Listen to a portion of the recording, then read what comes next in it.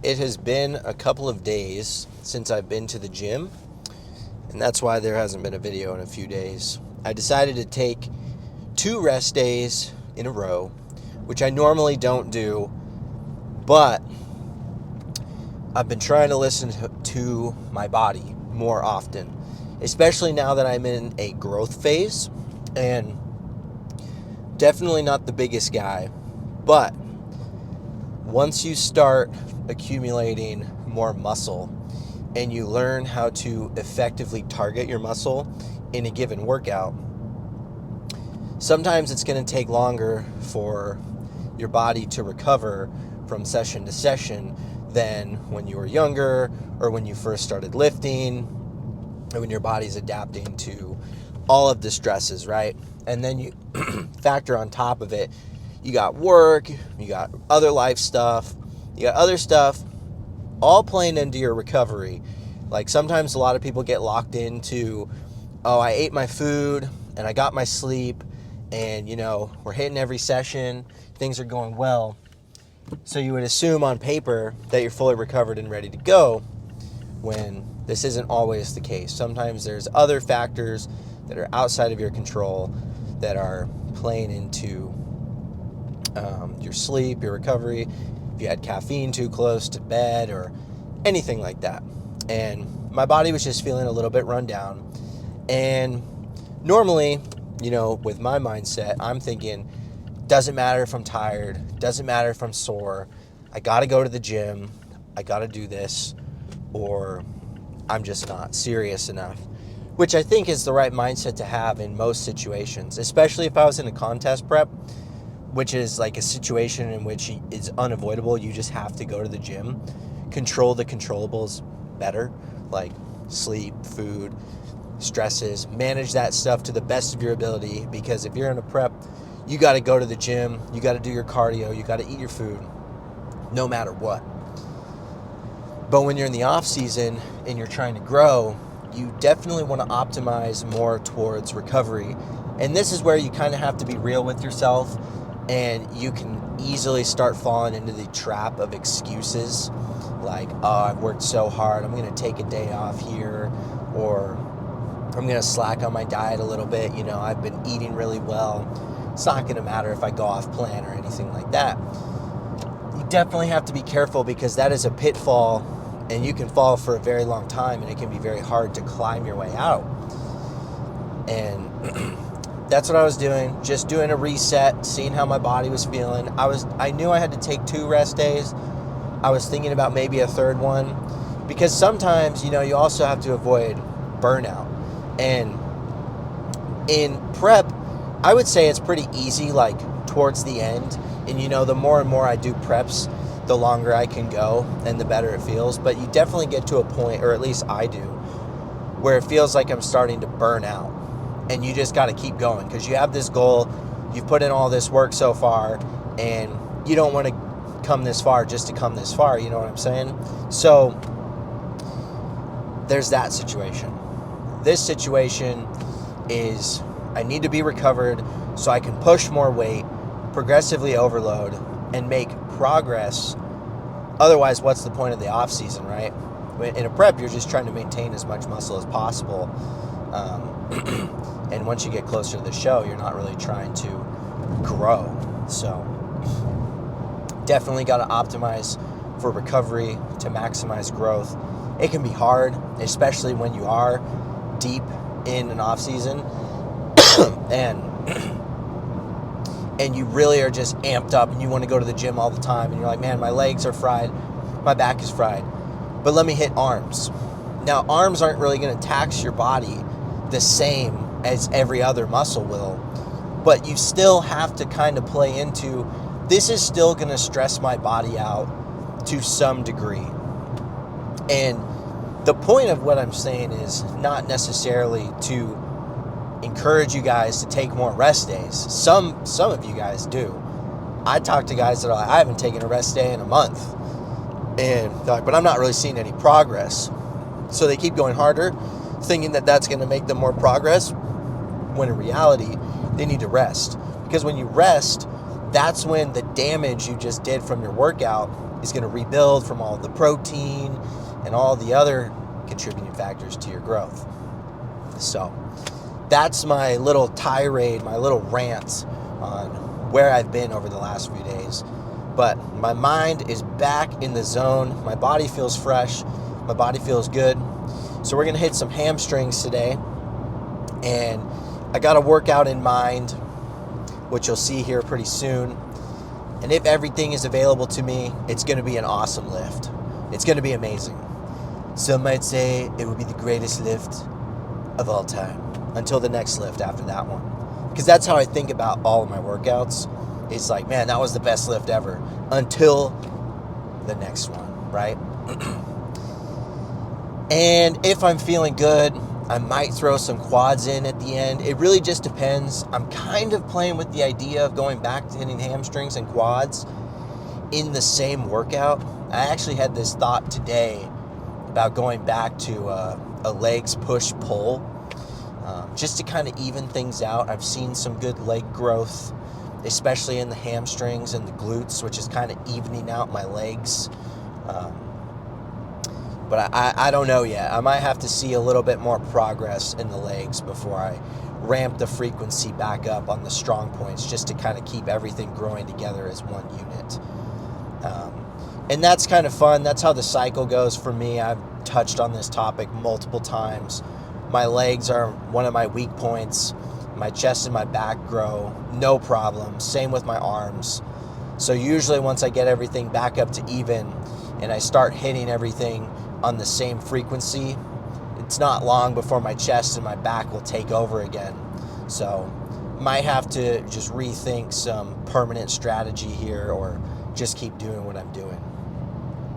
But yeah, I mean, other things to touch on real quick, you guys got to stop skipping legs, okay? Especially if you just want to have a complete physique. You guys are hitting back and arms and chest like nonstop. And this kind of plays into the whole recovery thing, right? You might not need a rest day, but if you're hitting something too frequently, you might just be impeding the recovery process to continue growing, right? And you want to make those progressive jumps. And sometimes you're like, I'm a little sore, but I'm going to go in and I'm going to hit this muscle. And there's a bunch of, different variables going into it. And I know I'm not saying anything concrete that you can be like, oh, that's exactly what I needed here. But sometimes you can hear somebody talk about their own training and you relate to that. And you're like, I'm going to give that a shot. And then you try it out and you're like, man, whatever Jonathan was talking about was complete BS. That guy knows literally nothing. Or you could try it and be like, wow, this is super effective. How did he ever think of this? When in reality, I'm going in there and I'm just trying to find something that works. And that's really what training is. When guys are like, man, how do I grow this? And what do I do? And what exercises do you do? I can tell you all that. I can tell you what exercises I've done, what's worked for me. Is it going to work for you? I don't know. You got to try it out for yourself, and you got to stick with it for a long period of time before you really know the answer to that question. And sometimes it changes, For the longest time, barbell squats were my bread and butter. And lately, I've been liking the belt squat. I'm getting a call right now. I don't know if you guys can hear that coming in. Hopefully not. I hope it didn't cut off my audio. Either way, the lift is going to be great regardless. But we'll end it here. I'll see you guys in a few minutes. It'll be like 2 seconds for you. It'll be like 45 minutes for me. But see you at hamstrings. I started this workout off with some machine abductions. This is one of those cool abduction machines that kind of go out to the side and down. If you've never been lucky enough to use one of these things, they're great. If you ever see one, I would recommend you hop on there and try it out.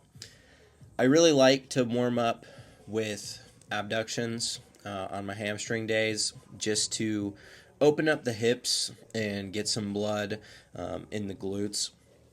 It just really helps me connect with my hamstrings a lot more. my hips can often get a little bit tight. So even if I wasn't going to do these as an actual movement for my workout, I would still do some kind of warm up with them, just because I think, it's nothing crazy. It's not super heavy or anything like that, and it gets me to move some weight around.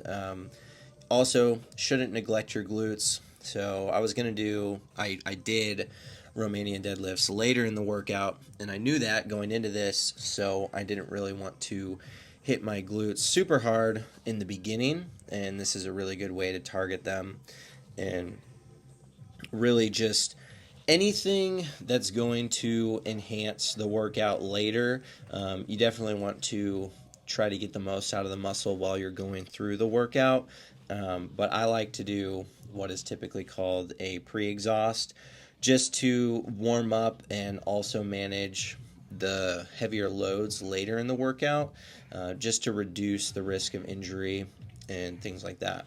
Nothing wrong with starting your workout off with your heaviest movement. I've done that for a long time myself, but I've just found recently that this is the way to go, especially for somebody like me who sits down for 9 to 10 hours a day at a desk for work. This just really helps get things moving along for me.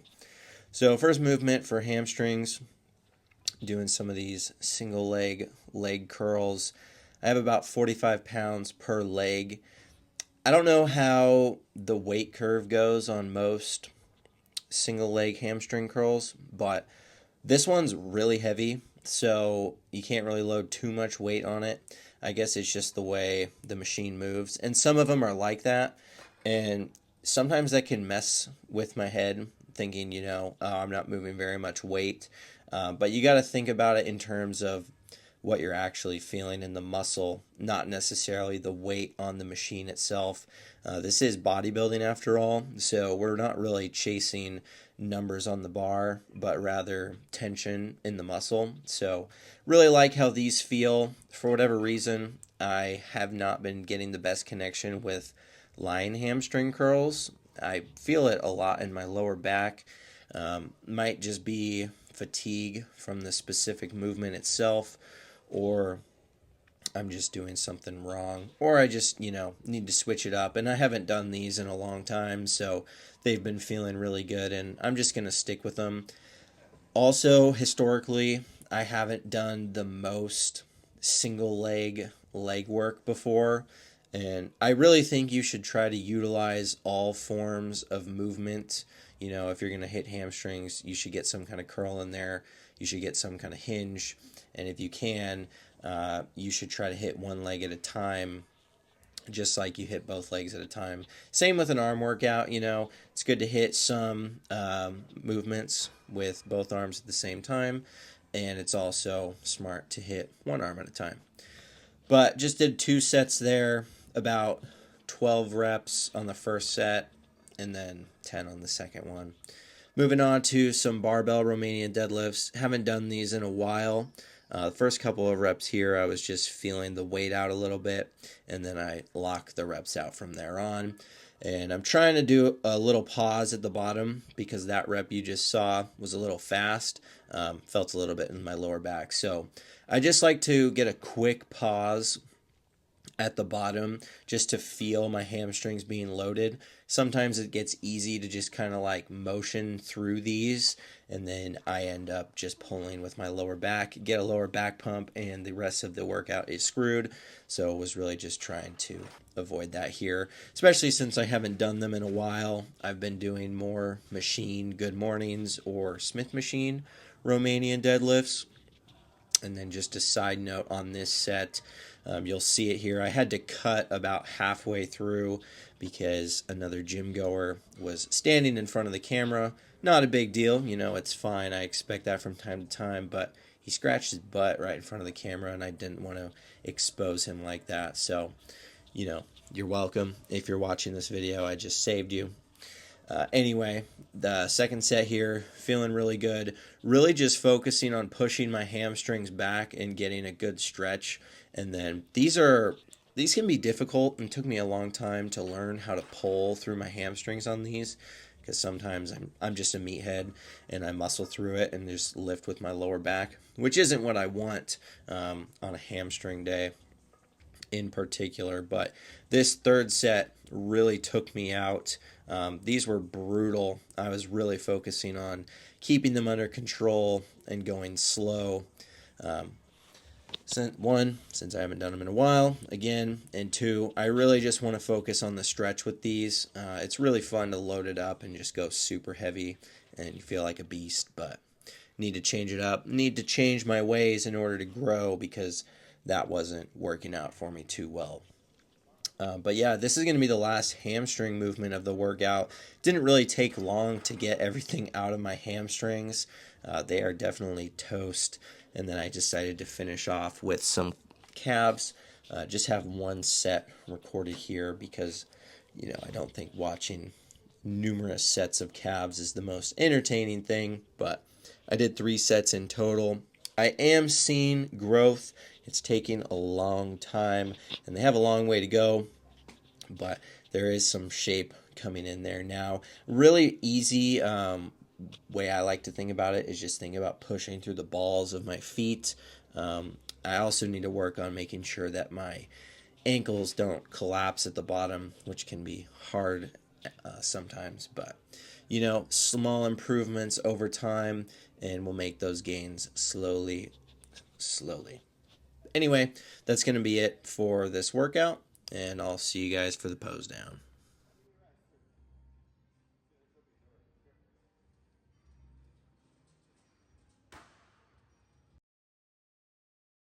All right, so we just wrapped up hamstrings. Didn't do any quads. Those RDLs did a number on me, let me tell you. Did not feel too good, and that's where we called the workout. Hamstrings were pumped. Did 2 sets of the single leg curls with the Romanian deadlifts, but we can't discount the sets of abductors at the beginning of the workout either. And I just finished with some calves, and now it's time to take off my pants and show off the pump. Now, for me, the lighting here looks really good. For you guys, that's a different story. So however it looks, that's how it's going to stay, because I'm not going into the other room. So this is what we're working with for the quads. Decent hamstrings. I'm not complaining. Definitely add in some beef, some slabs onto these bad boys. Calves are coming up too. Compare it to the waist. Not bad, but I'm going to put my pants on before somebody comes around the corner. That'd be a little awkward. But yeah, felt good. 2 days of rest definitely did me well. Excuse me there. Oh, still fighting off those RDLs, man. I drank my pineapple juice before I got here. I've been sipping on some carbs throughout the workout. And man, I normally eat my pre-workout meal like about, I want to say 2.5 hours before my workout. Got locked in some meetings at work. Barf. And I had to eat like an hour and a half later. So not good for leg day, but we still got a good workout in. Anyway, talking about being stuffed. I'm gonna go eat. I'm gonna go home and get to bed. See you guys. See ya.